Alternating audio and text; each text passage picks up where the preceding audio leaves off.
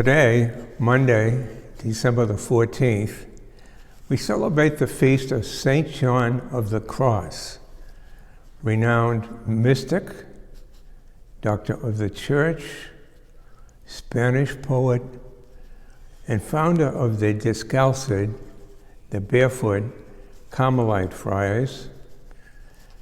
And he lived from 1542 to 1591. He is considered a master, a genius of mystical theology.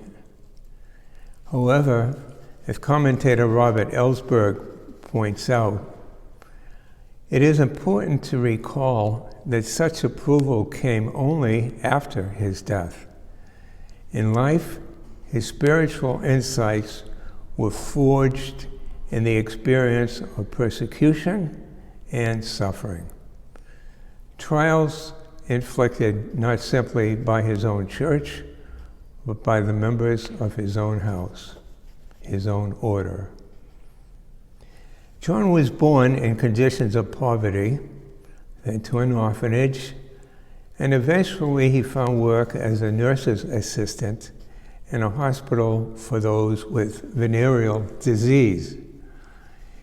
He developed a love for the sick and poor and a capacity to handle the most unpleasant tasks. In view of his jovial attitude toward the patients, he was sent to the Jesuit college with the hope he would study for the priesthood and return as hospital chaplain. John, however, felt drawn to the monastic life and asked for admittance into the Carmelites.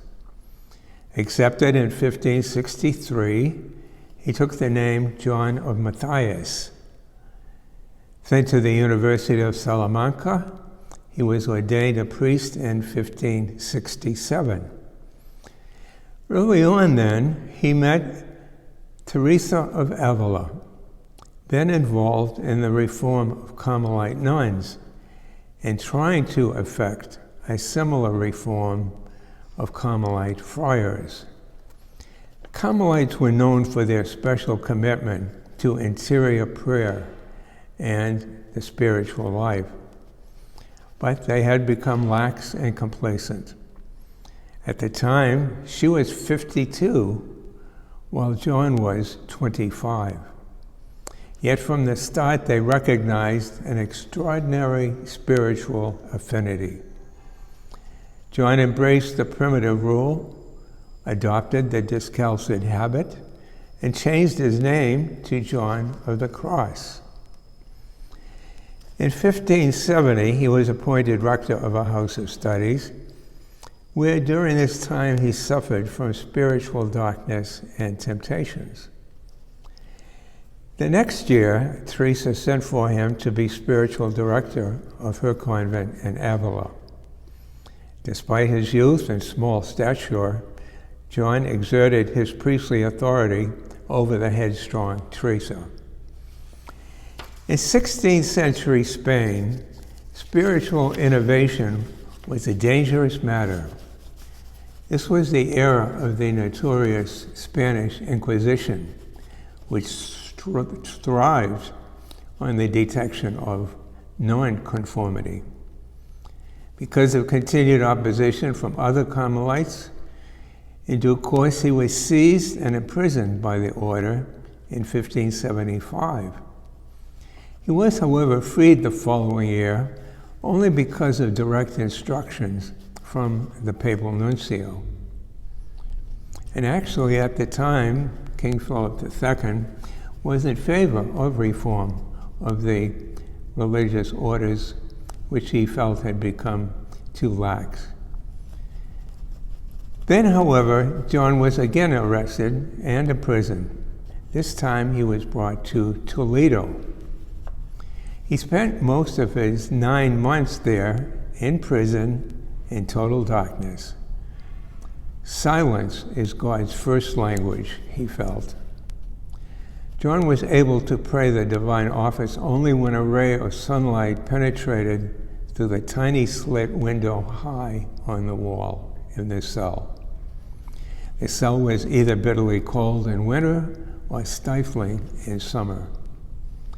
The first jailer was a brutal one. Later, a more compassionate jailer offered him writing materials and a candle, and he was able to compose some of his greatest poetry there. Notably, what we know is perhaps his masterpiece, entitled The Dark Night of the Soul. In August of 1578, he managed to escape and was taken under the protection of one of the cathedral officials. Back with the Discalced, he was then sent as prior of the house near Baeza, as confessor to the Discalced nuns. And there he continued to write his poetry. He was given other administrative posts, established new friaries, teaching and rendering pastoral care to his friars and nuns. Butler notes his confidence in God earned miraculous supplies for his monasteries, which firm confidence in divine providence he called the patrimony of the poor. He served as rector of the Carmelite College in Baeza, and in 1588 he was elected a counselor in the new governing body of the Discalced Carmelites. During this later period, he composed his famous works, which are usually commentaries on his poems. They are The Ascent of Mount Carmel, The Dark Night of the Soul, The Spiritual Canticle, and The Living Flame of Love. His message was that for him, the person proceeds to greater union with God through stages of purification and contemplation. However, none of this remarkable work was valued while he lived. Teresa had died in 1582, whereupon he found himself faced with increased opposition from both sides of the Carmelites. In 1591, he was sent as a simple friar to a remote friary in southern Spain.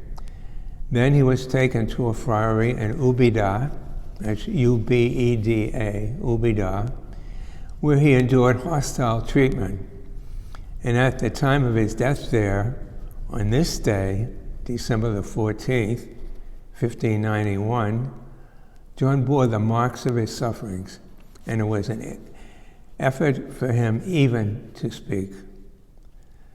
I have experienced the great calm that comes from praying at his shrine in Ubeda, and some of his remains were later brought to Segovia, where there also is a shrine in his honor.